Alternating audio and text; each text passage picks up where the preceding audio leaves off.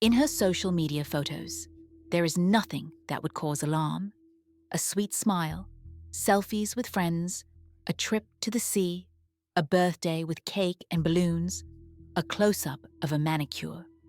The ordinary account of an ordinary girl from the Rostov region, like thousands of others.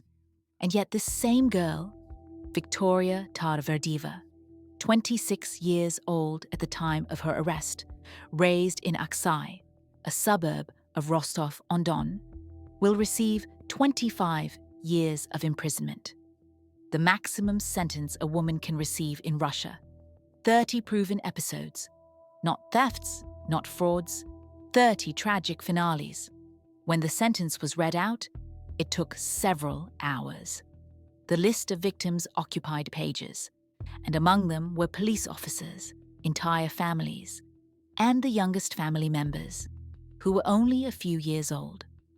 Victoria listened in silence, without any emotion on her face. The same calm, detached expression as in those very selfies, as if it weren't about her. Journalists would later write, cold-blooded. Investigators would say, fully sane, and psychiatrists would confirm that she realized the nature of her actions.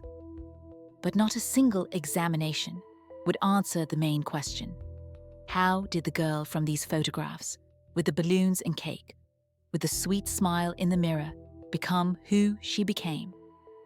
There were many versions. Money. Yes, the group robbed. But people don't do what they did just for money. Hate? Possibly, but toward whom? Toward random people on the highway. Psychopathy. It sounds like an explanation, but such subjects usually don't live ordinary lives for years, posting selfies and going to friends' birthdays. No single version fits completely. 30 episodes, over 8 years, from 2009 to 2017. The geography spanned the entire south of Russia, the Rostov region, Krasnodar Krai, Stavropol. They operated at night, on highways, in private houses, and never left witnesses. 8 years, and not a single lead. The police looked for men, looked for a group with a criminal past, looked for professionals. It occurred to no one to look for a family, a mother and daughter, along with a third participant, Victoria's younger sister, who was 13 at the time.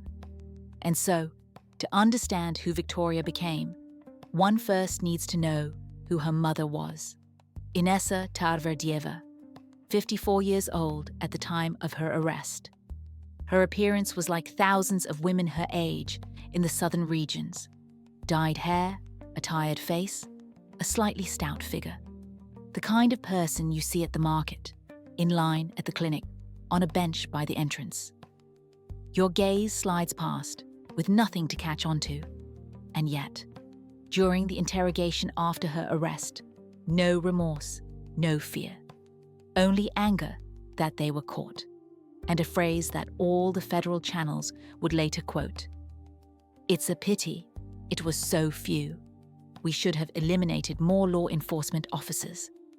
Not in a whisper, not in hysterics, but calmly, like a statement of fact, like regret over unfinished work.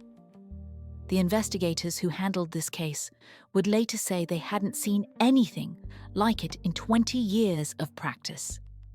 It wasn't even cynicism, it was conviction. Inessa spoke of what had been done as if she were fulfilling a duty, as if she were clearing the territory of pests.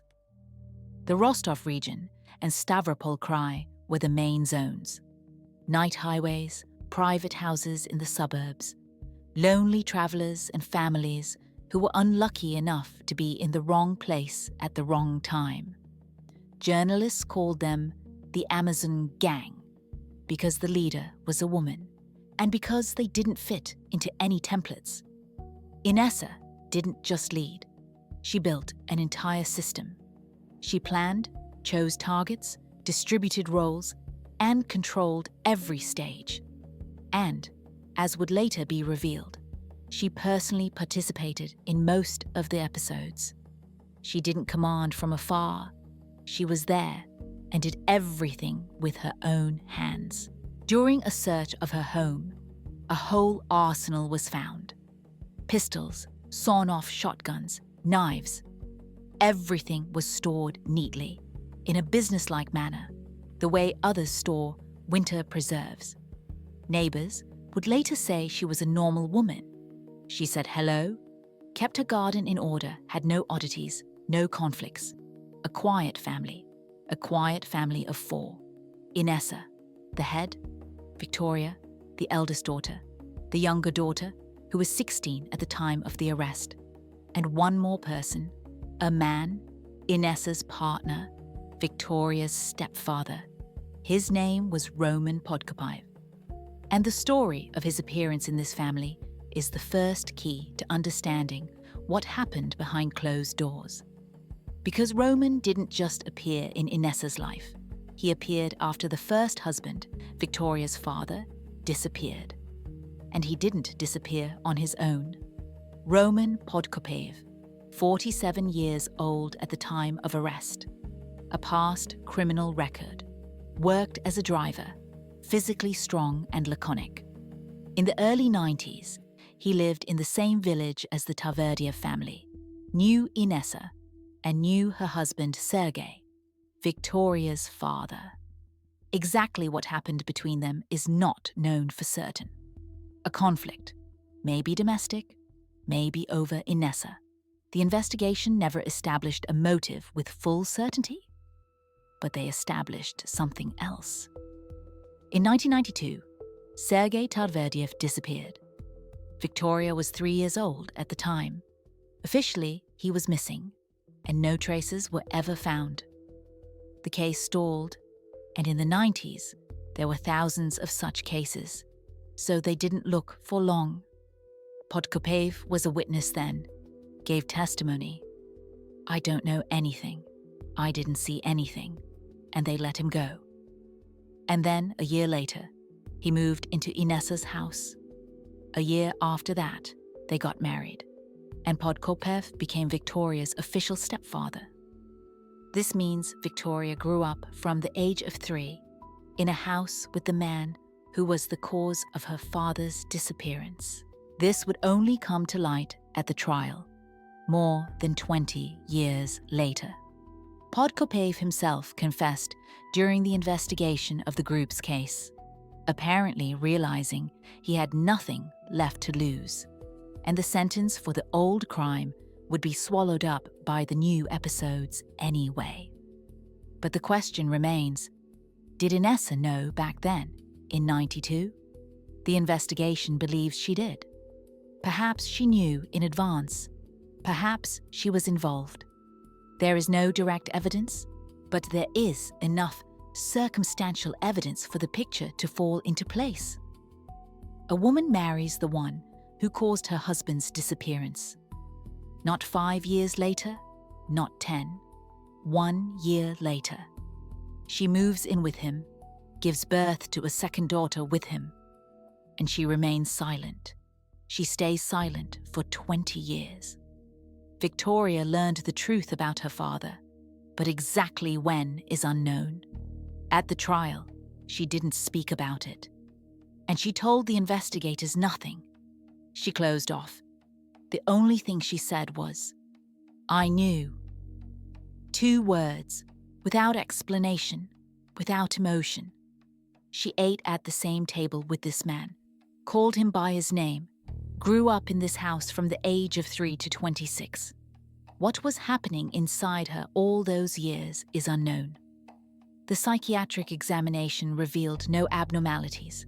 Sane, aware of the nature of her actions, able to control her behavior, dry lines, and no answers. So Podkopaev became the 3rd member of the group. Inessa commanded. He executed. He drove the car, carried the weapons, participated in the raids, did what his wife told him. But all of this is just the backstory, the foundation.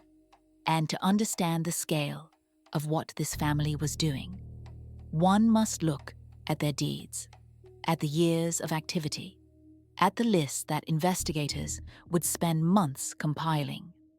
2007, Rostov region, the night highway between Aksay and Novocherkassk. The scheme was simple. A car on the shoulder, a raised hood, a woman nearby looking helpless and confused. Who wouldn't stop to help? Many stopped. The first raids were classic robberies. The victim gets out of the car, approaches the broken vehicle, and then a second person emerges from the darkness. A weapon in the face, money, phone, keys, fast, harsh, without unnecessary words. At first, they let them go. They took the valuables and vanished. The victims later gave testimony. A middle-aged woman, a man. They didn't see the faces. It was dark. No distinguishing marks. They didn't remember the license plate. Shock. The police recorded a series because robberies on the highways were not rare. Some group was operating. The signature was similar. They searched, but found no one.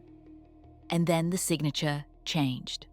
One of the drivers tried to resist, or saw a face, or was simply in the wrong mood. The details are unknown because no witnesses remained. His car was found the next morning on a dirt road 20 kilometers from the highway. Inside were signs of a struggle and traces of gunshots. The driver himself was found in a forest belt with a gunshot wound to the head. A coup de grace. After this, the scheme changed permanently. The logic was pragmatic. A living witness is a risk. Identification, a description, a random detail that would lead to their trail.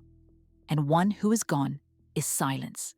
No testimony, no distinguishing marks, a clean episode. Inessa made this decision. At least, so it follows from the case materials. Podkopayev was the executor, shooting when required. They worked cleanly. They collected the casings, drove the victims' cars away, and abandoned them far from the scene, sometimes burning them. Minimum traces. Forensic experts later noted that the approach was almost professional, as if someone had taught them to cover their tracks. The victims of the first period were random people. Drivers traveling the night highway, long-haul truckers, businessmen returning from business trips, those carrying cash. They didn't choose in advance. They took whoever stopped. How many episodes there were in 2007? The investigation did not establish all of them. 3 proven, several more presumed. But there wasn't enough evidence. Missing persons cases in the region from that year remained unsolved. The police were still looking for a classic group of criminals with experience. No highway robberies are small change. Cell phones, a little cash, sometimes a car for resale. Small time, risky, and most importantly, no weapons. But the group needed weapons, many and of different kinds, for larger jobs. And they found a source, the kind that turned a series of road robberies into something else entirely. The investigative team worked on the cases of eliminated officers around the clock. The best operatives in the region, special control from Moscow, pressure at all levels. The result was 0. They checked everyone who might have a motive. Crime bosses whom a specific service hindered. Those squeezed by raids, former convicts who might be retaliating for their sentences. Fired employees with a grudge against the system. Hundreds of interrogations, thousands of checks, and nothing. The suspect's profile was compiled according to the classic scheme. Male, aged 30 to 50, physically fit, experienced with weapons, likely served in the army or security forces, possibly has a record for serious crimes. This profile was applied to every suspect, and every time, a miss. The problem wasn't the work of the investigation. The problem was the profile itself. Ministry of Internal Affairs statistics from those years showed, among those convicted of serious crimes, women accounted for less than 9%. Among group organizers, less than 2%. And among serial offenders with multiple episodes, a fraction of a percent. A woman at the head of a group is an anomaly. A woman who personally participates in armed attacks is an even greater anomaly. And a mother and daughter who together cause grave consequences for people. That is beyond any statistical models. The investigation did not consider this version because it contradicted all experience. Inessa understood this perfectly. She didn't hide. She existed in plain sight, in the zone where the investigation simply didn't look.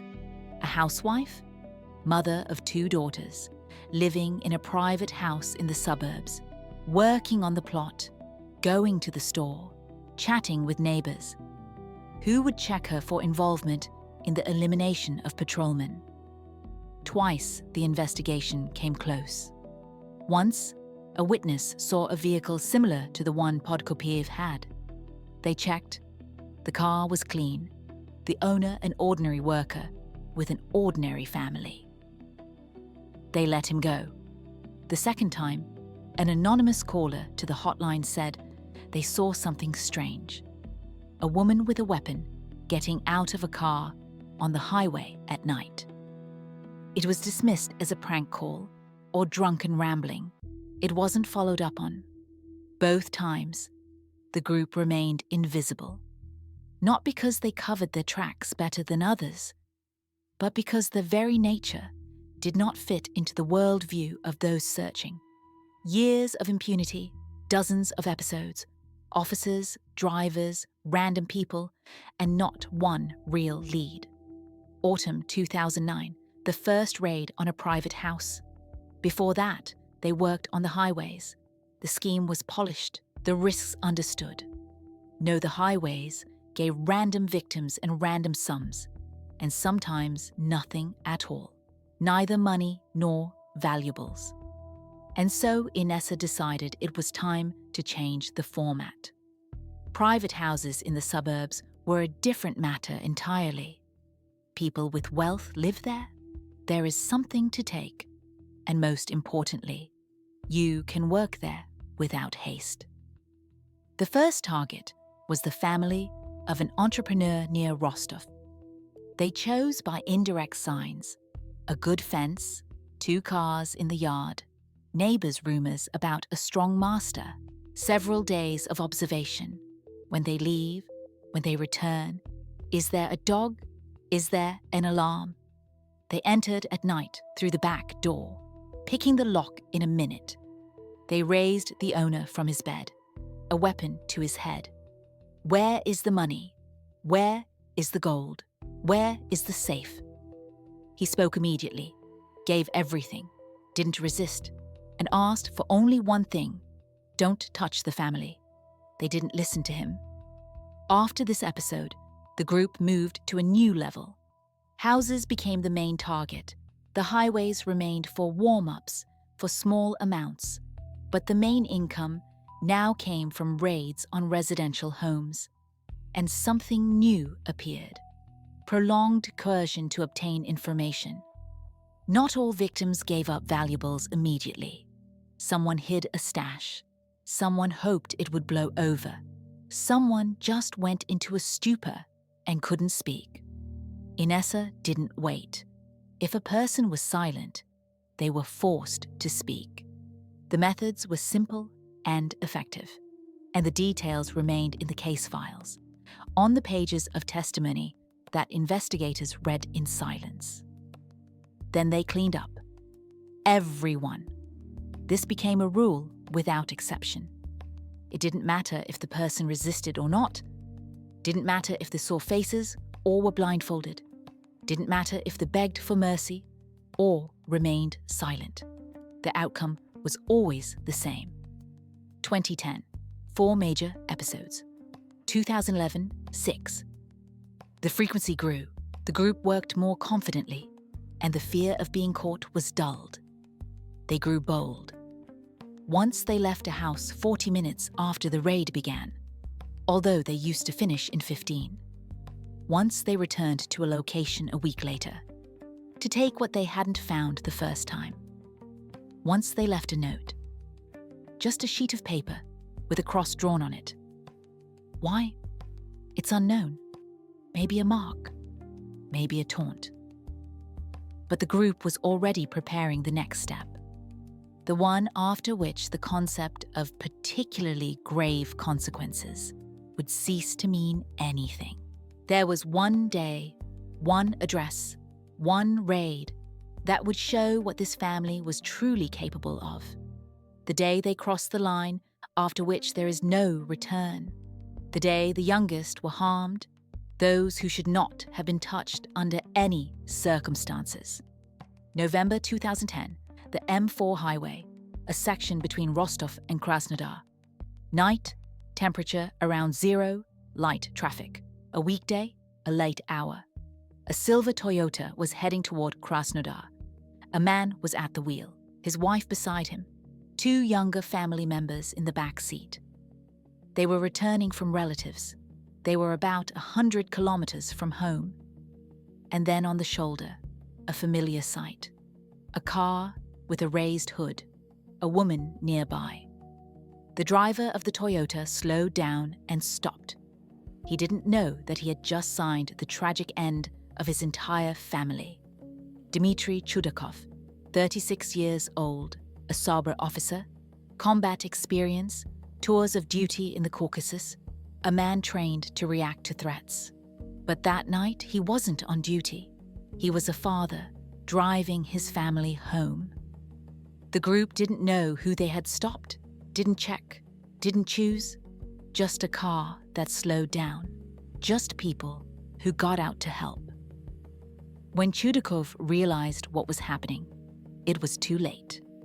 He had no weapon with him, not allowed off duty, and physical training doesn't save you from a shot at point-blank range.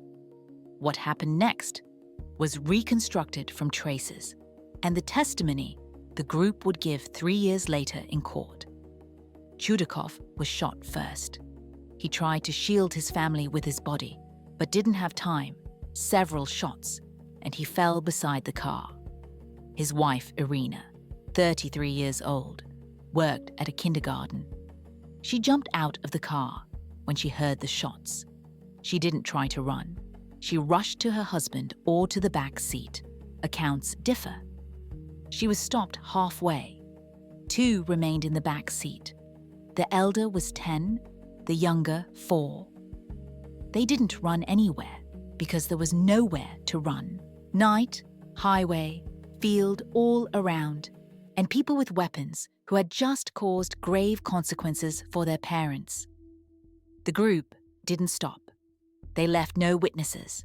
This was the rule. Without exceptions, without allowances for age, without hesitation. 4 tragic finales in a few minutes. Father, mother, 10-year-old, 4-year-old. They searched the car, took the money. Not much, about 15,000. Took the phones and threw the documents into the field. The Toyota was driven to a dirt road 8 kilometers from the site. The discovery was found in the morning. A trucker stopped, saw something on the shoulder, and called the police. When Chudakov's identity was established, the case immediately went to the federal level. A S-Ober officer, the whole family. This was no longer a series of robberies. It was something else entirely. The region went into an uproar. They checked everyone who might have a score to settle with Chudakov. Colleagues, detainees, those he had captured in the Caucasus. The version of revenge against a law enforcement officer seemed obvious. But it wasn't revenge. The group simply didn't know who they were stopping. A coincidence. A terrible, senseless coincidence. And what happened with the 10-year-old is a separate conversation. A story that goes beyond any logic.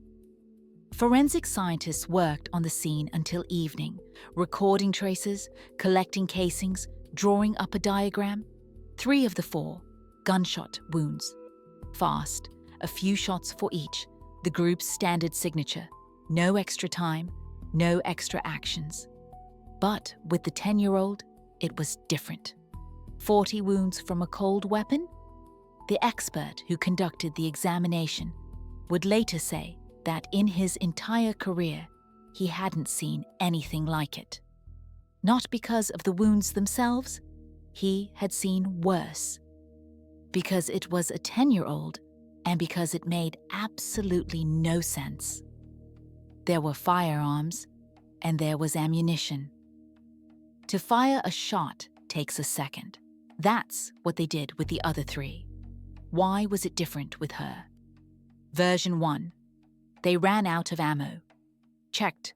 No, during the arrest, enough ammunition was seized from the group. There was no shortage that night. Version 2. They didn't want to make noise. Also no, 4 shots had already sounded. A 5th changed nothing. Version 3. The victim tried to run, they caught her, and a knife happened to be at hand. Doesn't fit, because 40 wounds is not a chase or a struggle. It is time. It is a process. It was sustained. The investigation went through all the rational explanations, and none worked. What remained was what no one wanted to say out loud. This wasn't done for a result. This was done for the process. Exactly who held the knife would be established later in court. The testimony would be confusing. Each member of the group would shift the blame to another. Inessa would say one thing, Podkupev another, Victoria a third. But the fact remained. The 10-year-old wasn't shot.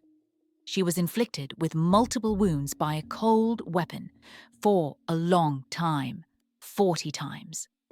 The medical examiner would write in the report, the nature of the injuries indicates multiple targeted actions inflicted over a prolonged period of time.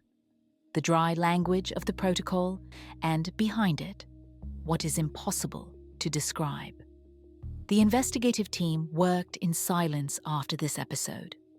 Conversation stopped. The black humor that usually helps coping vanished. People did their jobs and went home, and some would later ask for transfers to other cases. One of the operatives would tell journalists a few years later, "We were looking for a group, professionals, people who eliminate for money. But we found something else, something I still can't find a name for." The Chudakov family case was combined with a series of unsolved highway episodes. A general picture emerged. One group, one signature, one geography. No, there were still no faces, no names, and no leads. A federal search, bulletins across the South, a reward for information, checks, raids, ambushes on the highways. The group laid low for several months, and then they continued, as if nothing had happened. The news spread within a day. A sober officer, the whole family, on the highway. Federal channels aired stories in evening broadcasts. Newspapers ran headlines on the front pages, and internet forums buzzed with theories. The region's governor issued a statement and promised to take the investigation under personal control. The head of the Regional Ministry of Internal Affairs held a press conference, speaking of unprecedented measures, of involving the best specialists, and of the inevitability of punishment. Words, many words. The result was the same. An investigative team of 12 was sent from Moscow. Experienced operatives, forensic scientists, analysts. They pulled up all unsolved cases from the last 5 years, looked for connections, built diagrams, checked every similar episode. The series was built quickly. Highways, private houses, signature, weapons, everything pointed to one group. But the group remained faceless. No fingerprints, no DNA, no witnesses who could describe anything concrete. They checked everyone who had ever conflicted with Chudakov. Colleagues, those he had arrested, relatives of convicts, even former co-workers with whom there had been friction. 150 people, and not one fit. They expanded the search geography, involving neighboring regions, Krasnodar Krai, Stavropol, Volgograd region. Everywhere, a dead end. The reward for information grew to 1 million rubles, and an anonymous hotline operated around the clock. There were many calls, useful ones, none. The group was not working during this time. 3 months of silence, not a single episode with a similar signature. For them, this was not remorse. It was waiting for the noise to die down. A tactical decision. Inessa knew how to wait. In the spring of 2011, a new episode. A private house near Stavropol, the master and mistress. Night, entry, firearms. The signature was the same. The group was back. The testimony Inessa would give in court would confirm this. When asked about the family on a highway, she would answer, "Work is work." Without pause, without a shadow of emotion, as if speaking of an unsuccessful shift at a factory. For the investigation, the Chudakov case became a symbol of systemic failure. Resonance, resources, pressure from above, and nothing. A year later, the investigation had essentially reached a dead end. The case wasn't closed. It was simply set aside to wait for new leads. The group gave them those leads, but not immediately, and not because they made a mistake, but because at some point, a fourth participant came into view, one no one suspected. Inessa's younger daughter turned 13 in 2011, and she was also taken on jobs. Her name was not mentioned in the press. A minor, at the time of arrest, the law protects such individuals from publicity. In the case files, she is referred to as the younger daughter of the accused Tarverdieva, the daughter of Podkopayev, the same man who caused the disappearance of Inessa's first husband. Born in the mid-90s, when the group didn't yet exist, she grew up in the same house as Victoria, at the same table, under the same roof. By the start of the active phase, she was 8, and by the time of the Chudakov case, 13. In interrogations, Inessa initially denied her participation, saying she stayed at home, knew nothing, an ordinary teenager. The investigation didn't believe it. Too many inconsistencies, too many questions without answers. Then testimony appeared, but not from Inessa, from neighbors, from distant relatives, from those who saw the family from the outside. The younger one was noticed in the car late at night. She missed school without explanation. She answered strangely to questions about where she went with her mother. Circumstantial signs, nothing direct, but enough of them accumulated. In court, Victoria would give testimony that would put an end to the matter. Yes, the younger one was taken, not to all episodes, but to some. What exactly she did? Victoria would answer evasively. She was there. She helped. She watched. Watched what? The investigation tried to establish the degree of participation, but failed. Inessa was silent. Podkopayev blamed his wife. Victoria gave the minimum. The younger one herself, by then 16, spoke in monosyllables. Yes, no, I don't remember. Psychologists who worked with her after the arrest would note, withdrawn, emotionally detached, avoids eye contact. Classic signs of severe trauma, or classic signs of someone hiding something. She wasn't tried as an adult. Her age didn't allow it. The case was separated into a separate proceeding, and what became of her later is closed information. minors, rehabilitation, data protection. But the question remained, why did Inessa take her along? Practical sense, zero. An extra person, extra risk, an extra witness.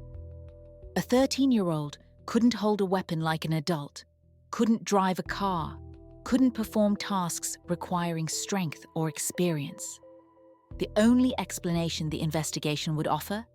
Training. Inessa was raising a successor. Victoria, by then, was a full participant. She was in her 20s. She had been inside the system for several years. But Victoria is not eternal. Victoria could get caught, get sick, step away from affairs. Someone else was needed. The same path Victoria had walked? Possibly. Victoria was also 13 once. Victoria also grew up in this house, with this mother, with this stepfather. 2 daughters. One had already become who she became. The second was being prepared for the same. And so, the main questions that will remain unanswered. What was happening in this family behind closed doors? How an ordinary house in the suburbs turned into such an incubator? And could it have been stopped earlier? 3 days after the Chudakov case, Victoria posted a photo on a social network. A coffee shop in the center of Rostov, a latte with a drawing on the foam, the caption, "Love Autumn." 17 likes, a comment from a friend. Gorgeous! Victoria's reply, a heart emoji. This is not an investigative reconstruction. These are real data from her account, studied after her arrest. The publication date, geolocation, time, everything matches. 3 days, 72 hours after what happened on the highway. And there are dozens of such coincidences. Investigators would later compile a chronology and overlay the dates of episodes onto social media activity. The picture was haunting in its mundanity. July 2009, a raid on a private house near Aksay. 2 days later, a photo from a beach in Anapa with the caption "Vacation started." March 2010, an incident on the highway. 2 victims. A week later, a selfie from a shopping center, new shoes showing off the purchase. November 2010, the Chudakov family. 3 days later, the latte. A week later, a photo from some birthday. Victoria in the center, smiling, friends all around. Not a single pause, not a single hint, not a single strange post that could be read as a signal. Friends who were interrogated after the arrest would all say the same thing. They had no idea. They communicated regularly, went to cafes, discussed guys, work, TV shows, the ordinary conversations of ordinary girls. One of the friends, with whom Victoria had been close since school, burst into tears during interrogation and said, "But we celebrated New Year's together. She gave me a gift. How is this possible?" So Inessa knew how to hide the money. Minimal spending, only on the essentials, cash somewhere in the house. The investigation would later find a stash of 240,000 rubles in different places. Under the floor, in the wall behind the cabinet, in a jar of cereal. Not millions. Inessa didn't save. She spent cautiously. No major purchases that could raise questions. Where did a housewife get a new car? Where did the gold come from? Where did the trips come from? There was nothing. They lived modestly and didn't stand out. Years, 2 parallel existences, one for the outside world, social networks, neighbors, friends, holidays. The other, for themselves, night highways, weapons in the shed, grave consequences on their record. Psychiatrists who worked with Victoria after the arrest looked for signs of dissociative disorder, but found none. She didn't switch between personalities. She didn't forget what she did. She simply lived that way, both lives simultaneously, without conflict, without a break. Or there was a conflict, but she learned not to show it. That will never be known. The mask held for years. But every mask has an expiration date, and hers came to an end. Not because the investigation dug anything up. A coincidence. A small, stupid coincidence. March 2013, a private house in the suburbs of Stavropol. The target was chosen by the usual scheme. A strong fence, expensive cars in the yard, rumors of a businessman owner. Several days of observation. When he leaves, when he returns, if there is security. There was security, but Inessa underestimated it. They entered at night, around 3. The standard plan: back door, quick entry, control over the residence. That night, the scheme failed. The guard, a former military man, a contractor with experience, was not asleep. He heard a noise and reacted differently than other victims. He didn't freeze, didn't go into a stupor, but drew a weapon, a traumatic pistol, modified for live rounds. Many in the region had such things. He fired first. Podkopev took a bullet to the chest. He fell in the hallway. Inessa opened return fire. The guard did too. A shootout in a tight space. Several seconds of chaos. Victoria was beside her stepfather when he fell. She tried to pull him out or tried to take cover. Testimony would later diverge. She received a wound to the shoulder, a through and through, not critical, but serious traces of damage. Inessa made the decision: retreat. The younger one followed her, but Victoria couldn't keep up. She was wounded, couldn't move fast. Abandon her. They left through the back door and dissolved into the darkness. The car was parked 2 blocks away. They always parked at a distance. They started up and left. Inessa and the younger one, the 2 of them. Podkopev remained lying in the hallway. The wound turned out to be fatal, and he didn't wait for the ambulance. Victoria also remained on the scene. Traces of serious damage from the shoulder, shock, inability to move. When the police arrived, 11 minutes after the guard's call, she was sitting on the floor in the hallway. She didn't try to run, didn't resist. They found a pistol on her, the same PM service issue taken from one of the officers several years ago. This would become the first lead, but not immediately. That night, no one understood who had been detained. A woman, 26 years old, a shoulder wound, weapons on her, another person on the scene with no signs of life, and traces of a shootout. The first version, a domestic conflict. Maybe lovers, maybe relatives, a showdown that went wrong. The second version, an attempted robbery, but a female robber is a rarity. Victoria remained silent during the first interrogation. Not a word, not a name, not an address, not an explanation. She stared at the table and waited for something. She was taken to the hospital under guard, her wound was treated, tests were taken, fingerprints were recorded. And that's when the system began to work. The fingerprints were run through databases, the pistol through ballistics, the weapon numbers through the records of missing service weapons. The answers came within 24 hours, and everything changed. The ballistics examination came back after 26 hours.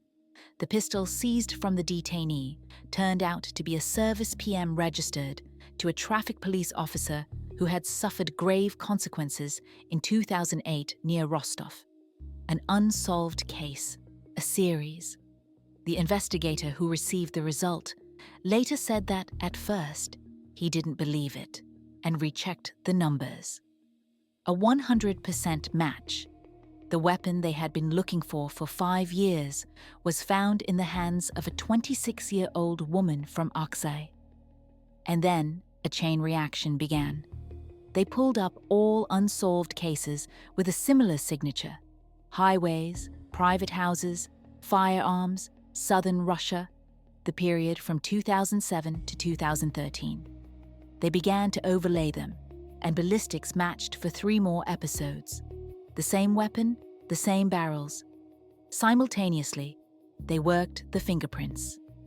Victoria Tarverdieva, no prior convictions, registered in Aksai, Rostov region, lives with mother Inessa Tarverdieva, 54 years old, and stepfather Roman Podkopaev, the one who was shot on the scene. They requested data on the family. The younger daughter was a minor, 13 years old at the time of the last episodes, now 16. Location unknown, either not living with the mother or living there but fled together.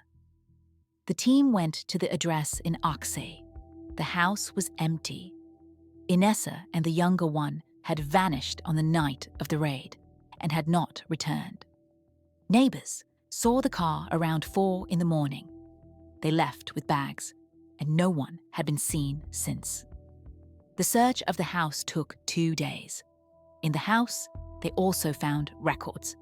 Not a diary, but rather notes, addresses, car numbers, times, someone's shift schedule. The investigators realized this was reconnaissance data, preparation for the raids. The cases began to be merged. First, those where ballistics matched. Then those where the signature matched. Then those where the geography and time period matched. By the end of the first week, there were 17 episodes in the common case. By the end of the month, 29. The investigation team was growing. First 5 people, then 12. Then they brought in those who had worked on the Chudakov case. When they saw the materials, they fell silent. One of the operatives, who had been working on the family killed on the highway since 2010, would later tell journalists, "We searched for 3 years. 3 years. We checked hundreds of people. And it was a family from Aksay, a mother, a daughter, a stepfather. They lived in an ordinary house. We drove past it every time we went out on a call." Victoria was in the pre-trial detention center all this time, under guard after shoulder surgery. She went to interrogations in silence.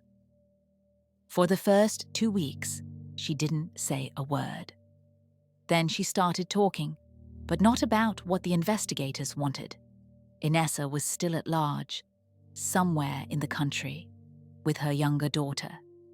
And every day until she was found remained a day of risk. The federal search was announced on the 4th day. Inessa Tarverdieva, 54 years old, suspected of organizing and committing especially grave crimes. Armed, extremely dangerous, accompanied by a minor. Wanted posters were sent to all regions. A photo from the passport office. Not the best quality, but recognizable. Description: average height, stocky build, dyed dark hair, no identifying marks. An ordinary woman in her 50s. They searched everywhere. Train stations, bus stations, airports, increased control. Checkpoints at the exits from the region checked every car with a woman at the wheel. Highway cameras were scanned, and recordings from the last 24 hours were reviewed. The car they used to leave Aksay was found 2 days later, abandoned on the outskirts of Krasnodar, empty, with no traces of where they went next. This meant they had switched vehicles, taken other transport, or gone to ground somewhere in the city. They checked all relatives. Inessa had a cousin in Armavir, a second cousin in Volgograd, distant relatives in the Stavropol region. Groups were sent to everyone, and no one knew anything. They checked acquaintances, former neighbors, classmates, colleagues from jobs where Inessa had been listed over the years. Dozens of addresses, and everywhere was a dead end. Theory 1. She went abroad. They checked border crossings. No, she hadn't crossed. And the younger daughter's documents hadn't surfaced either. Theory 2. Forged documents. A new identity. Possible, but it requires time and connections. And where would a housewife from Akse get such contacts? Theory 3. She hunkered down somewhere close and was waiting for things to settle. Parallel to this, the investigation worked on Victoria. They pressured her, showed her the materials, explained that the sentence would be the maximum regardless. But cooperation would be taken into account. She listened in silence, then said one phrase, "Find her yourselves." She did not give up her mother, even after her mother had abandoned her, wounded, at the crime scene. And then, on the 8th day of the search, a call came in. The anonymous line, the one with the 1,000,000 ruble reward. A female voice said she had seen someone similar renting a room in the private sector. She named the city, named the street, and hung up. The city was Nalchik, Kabardino-Balkaria, 600 kilometers from Rostov. A tactical team flew out that same day. They checked the address, a private house where rooms were rented by the day. The landlady confirmed it. Yes, a woman is living here with a teenage daughter. They moved in a week ago, they pay in cash, and they almost never go out. They entered at dawn. Doors off the hinges, flash-bang grenade, commands to hit the floor. Inessa did not resist, nor did the younger daughter. They were sitting in the room fully dressed, as if they were waiting. There was a packed bag on the table. Either they were preparing to run further, or they realized there was nowhere left to run. A loaded pistol was found on Inessa, but she did not attempt to use it. The younger daughter was separated immediately. A minor, special procedures, special rules. Inessa was handcuffed, put in the car, and taken to Rostov. 11 days. From the failure of the raid to the arrest of the leader, the group that had operated for years ceased to exist in 11 days. The mother and eldest daughter were in the pre-trial detention center, the youngest in a special facility for minors, and Podkopaev was in the morgue. Now the investigation faced the hardest part, making them talk, piecing the picture together, understanding how it worked, and hearing the answer to the question everyone was asking. Why? Inessa's first interrogation lasted 6 hours, and she spoke willingly, too willingly. The investigator would later write in his report, "The suspect demonstrates a total lack of remorse. She willingly describes episodes, clarifies details, and corrects the wording of the protocol. One gets the impression that she is proud of what she has done." Inessa denied nothing. She confirmed episode after episode, naming dates, places, and circumstances. Sometimes she corrected the investigation. No, that wasn't in November, but in October. No, there weren't 2 people there, but 3. The accuracy of her memory was frightening. To questions about motives, she answered in monosyllables. Money? Yes, and money too. Hatred for the police? Yes, and that too. But she didn't say the main thing, the thing that would explain the scale. It was different with Victoria. She was interrogated separately, in a different office, by a different investigator. The calculation was simple. Separate them, compare testimonies, find discrepancies, classic tactics. There were almost no discrepancies. Victoria confirmed the same things as her mother, the same dates, the same places, the same circumstances. But she spoke differently. Short phrases. Yes, no, I don't remember exactly. It happened. I participated. No details beyond what was necessary, No clarifications, no initiative. She answered only direct questions, and if a question could be understood in two ways, she chose the minimal answer. To the question, "Why did you do it?" Silence. A long one. The investigator waited. Victoria stared at the table. "Why? I did it." That is not an answer to the question. "I have no other." The psychologist present at the interrogations would note. The difference between mother and daughter was like that between a performer who is proud of their work and a performer who is simply clocking a shift. Inessa is involved, active, enjoying the attention. Victoria is detached, mechanical, as if she isn't there. The investigation tried to understand the dynamics. Who forced whom? Who made the decisions? Who was the first to suggest it? Inessa answered that she decided everything herself.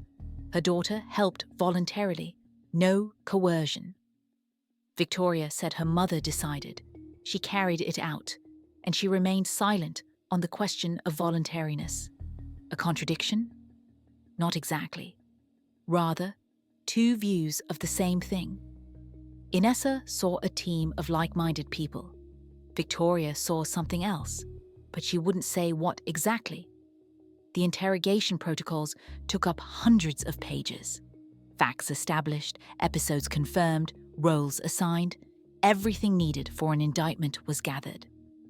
Except for one thing. Motive. The real motive. Not money. There wasn't much money. It didn't explain the scale. Not hatred of the police. That explained a part, but not everything. The investigation ordered a psychiatric evaluation, a full, inpatient one. Perhaps the doctors would find what the investigators had not. The evaluation was conducted at the Serbsky Center, the country's primary institution for forensic psychiatry. This is where the most complex cases are sent, those where it is necessary to understand what is happening in the head of a person who has committed the unthinkable. Inessa was examined for 3 weeks. Victoria for the same amount of time, in parallel, in a different department.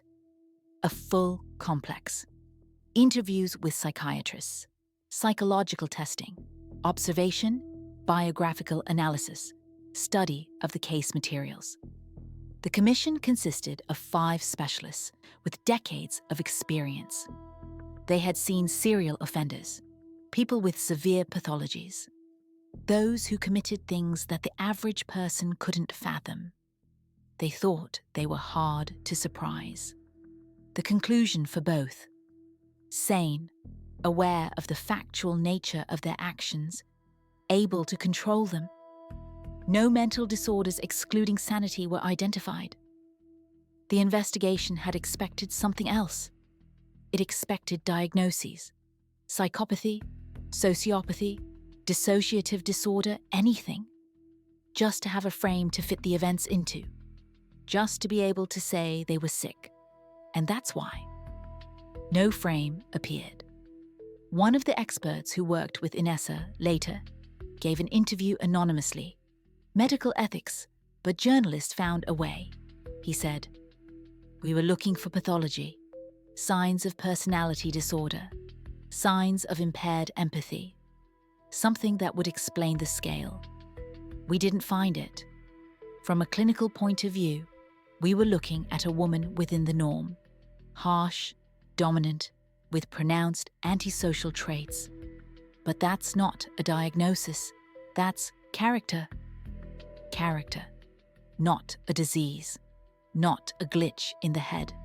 A conscious choice made by a person who understood what they were doing. With Victoria, it was more complicated. Experts noted signs of a suppressed will, dependence on the mother figure, an inability to make independent decisions in significant situations. But this is not a disorder. It is the result of her upbringing, how she was raised, what happened in the house. The investigation asked for clarification. Could it be considered that Victoria acted under duress? Legally, no. There was no physical coercion, no recorded threats. She participated voluntarily. The fact that her will was shaped in a certain way does not absolve her of responsibility. The evaluation materials were filed with the case. 200 pages of tests, interviews, and observations. The conclusion fit into 2 paragraphs. And so, the question of why remained unanswered. Psychiatry found no madness. Psychology found deformation. But deformation does not equal insanity. The investigation gathered the facts, but facts do not explain the motive. All that remained was the trial, the final platform where the defendants could speak, where one could hear something other than dry yes and no, where perhaps words would be spoken that would finally explain. The process began in January 2015 and ended in December of the same year, almost 12 months. Rostov Regional Court closed session because there were too many details that could not be made public. The case materials took up 273 volumes. The investigator who carried them into the courtroom made several trips. A cart of documents, like in a library. Only the content was quite different. 30 proven episodes, and a separate inquiry for each. Testimony, expert reports, physical evidence, reconstruction of the chronology, establishment of roles. The courtroom was small, the defendant's bench, the cage. Inessa and Victoria sat near each other, but not together. A guard stood between them. Throughout the entire process, they never looked at each other once. The relatives of the victims came every day, sitting in the front rows and listening. Some in silence, some unable to take it, leaving the room. One woman, the mother of a man found on the highway, fainted when the report on her son was read. The session was interrupted for 40 minutes. Surviving witnesses gave testimony. A security guard from Stavropol, the one who shot Podkopaev, spoke for 40 minutes. His voice was steady, but his hands were not. They shook. When he finished, he went out and smoked 4 cigarettes in a row. Journalists would later write hero, but he didn't feel like a hero. The prosecutor requested the maximum term for both and spent 3 hours justifying it, listing episodes, reading character references, quoting testimonies. At the end, a figure, 25 years. Inessa listened with a slight smile, calmly, as if watching a TV series she had seen before and knew how it would end. When the prosecutor read particularly grave episodes, she sometimes nodded, confirmed, agreed with the description. The judge once made a remark. "Defendant, your behavior is inappropriate." Inessa replied in the same level voice, "I'm just listening." Victoria sat motionless, looking at the floor or the wall, sometimes at her hands. When addressed directly, she would look up, answer briefly, and lower her gaze again. Throughout the trial, she didn't utter a single phrase, longer than 5 words. The lawyers tried to build a defense. For Victoria, the line was built on submission to her mother's will. For Inessa, it was harder. She denied nothing and gave the defense no material to work with. And then, the final word. Inessa spoke for 7 minutes, and not a single word of remorse. She thanked her lawyer for the work, wished health to the gods. "You treated me well." Nothing about the victims. Nothing about what was done. She finished with the phrase, "I did what I thought was necessary." Victoria stood up and was silent for almost a minute. The room waited. Then 2 words, "I have nothing to say." and she sat down. The sentencing took 4 hours to read. For both, 25 years of imprisonment. Inessa listened while standing, with that same smile. Victoria, with the same empty gaze. The guards led them out of the courtroom through different doors. Inessa to the left, Victoria to the right. They never saw each other again. Different colonies, different regions, different security regimes. The relatives of the victims left the court building in silence. Journalists waited for comments, but received none. What was there to say? Justice? What kind of justice? 25 years for 30 tragic ends, less than a year for each. The father of one of the employees who suffered severe consequences would say later, a few months later, in an interview with a local newspaper, "I waited for this trial for 3 years. I thought it would get easier. It didn't. There's a sentence. There's no understanding. Why my son? Why like this?" No one explained. The case was formally closed in 2015, but the legal processes continued. Individual episodes were split into independent proceedings. Those where there was not enough evidence for the main charge. Those where new data appeared. Those where witnesses were found who had been silent before. 2017, an additional sentence for 2 episodes in the Stavropol territory. The terms were absorbed into the main one. It's a legal formality, but important for the relatives. It was recognized, recorded, entered into the registry. 2019, another trial, a case that had been considered unsolved since 2009, a family on the highway near Armavir. The ballistics matched. It was added to the total count.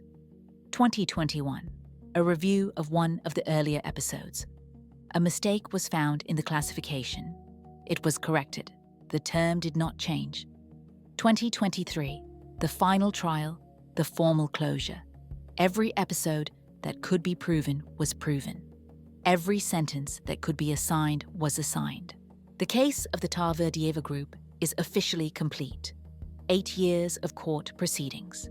30 confirmed episodes, presumably more, but evidence was lacking. Exactly how many? No one will ever know. Inessa doesn't say, nor does Victoria. Legally, it's all over. The guilty have been identified, the punishment has been assigned, the system has done its work. But a sense of incompleteness remains, because the court answered the question who, answered the question what, answered the question how much. But it did not answer the main question. How? How did an ordinary girl from Akse become an accomplice to 30 tragic ends? How did she grow up in a house with a man who was the cause of her father's disappearance? How did a mother turn her daughter into a tool? The answer was in front of everyone, the whole time, scattered in fragments, in dates, in the dry lines of protocols. 1992, Victoria is 3 years old. Her father disappears. Later, it would turn out that he met a tragic end, and Roman Podkopaev was the one who did it. 1993, Podkopaev moves into Inessa's house. A year later, he marries her and becomes Victoria's stepfather. 3 years old, the age when you begin to perceive the world around you. The age when basic ideas of what is normal and what is not are formed. And here is what Victoria learned about the world at age 3. The person who caused your father's disappearance can become part of the family. A mother can choose him. A mother can bring him into the home. And this is normal. This is not discussed. This is accepted. What signal does such a small person receive? The use of force is not a crime. The use of force is a tool. If the family has decided, then it is necessary. Loyalty to the family is above any external rules. The mother is the absolute authority, and her decisions are not questioned.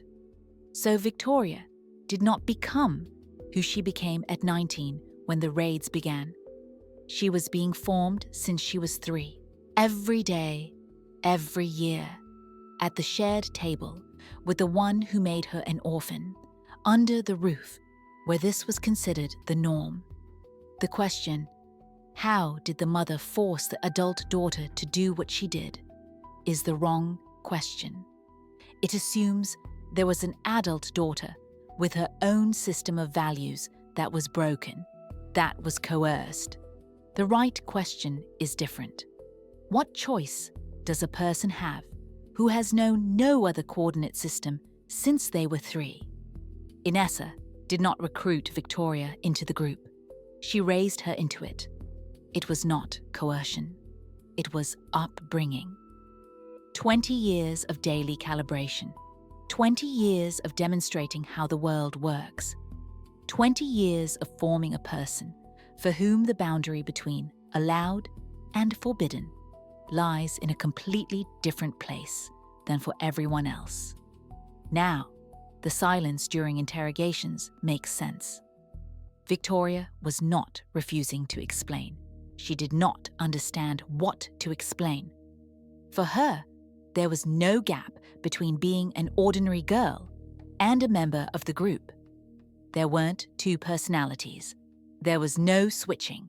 It was one life where all of this combined naturally. A selfie in the morning, the highway at night, both were simply parts of existence. Now it's clear why they took the 13-year-old. The same method, the next cycle. 2 daughters. One had already become who she became. The second was being prepared for the same. Victoria is not a monster who was born a monster. She is a product, a result, the final point of a process that began when she was 3 years old. And this is what remains after this story. Not the horror of the episodes. You get used to it while listening. Not the revulsion toward Inessa. That was there from the beginning. A question remains. The younger one. The one who was 13. The one they took to watch. The one who grew up in the same house, at the same table. Could she still have been saved? Or by 13, is it already too late? And a second question, quieter, but more terrifying. How many such houses exist right now? How many little people are growing up where the use of force is the norm, where loyalty to the family is above the law, where a mother or father is forming the next Victoria, slowly, daily, unnoticed by the outside world? They don't make the news, they don't cause suspicion, they look like ordinary families, until it's too late.